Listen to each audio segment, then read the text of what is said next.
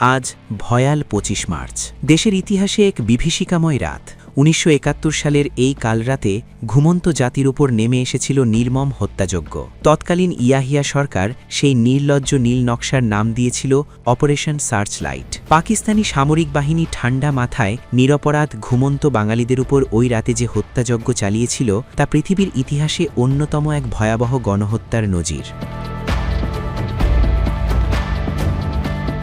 ১৯৭১ সালের ২৫ মার্চ রাত ১০:৩০। ব্যস্ত ঢাকাবাসী প্রস্তুতি নিচ্ছে ঘুমের। অনেকে ঘুমিয়েও পড়েছে। তখনই মৃত্যু ক্ষুধা নিয়ে ক্যান্টনমেন্ট থেকে বের হয় পাকিস্তানি সেনাবাহিনী। একযোগে হামলা চলে রাজারবাগ পুলিশ লাইন্স, পিলখানা, ঢাকা বিশ্ববিদ্যালয় সহ গুরুত্বপূর্ণ জায়গাগুলোতে। জ্বালিয়ে দেওয়া হয় বিভিন্ন গুরুত্বপূর্ণ স্থাপনা। ঢাকার পাশাপাশি দেশের বিভিন্ন এলাকাতেও গণহত্যা চালায় ঘাতকেরা।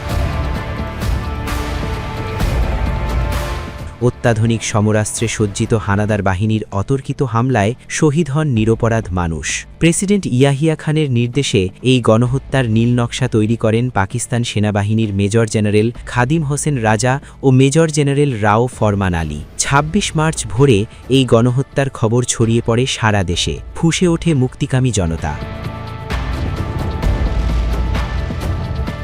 নির্মম অত্যাচারেও এদেশের মানুষকে দমিয়ে রাখতে পারেনি হানাদার পাকিস্তানি বাহিনী। গণহত্যা ও নিপীড়নের প্রতিবাদে শুরু হয় সশস্ত্র মুক্তিযুদ্ধ। ৯ মাসের রক্তক্ষয়ী সংগ্রামে শেষে অর্জিত হয় স্বাধীনতা। বিশ্বের মানচিত্রে অভ্যুদয় ঘটে নতুন রাষ্ট্র বাংলাদেশের।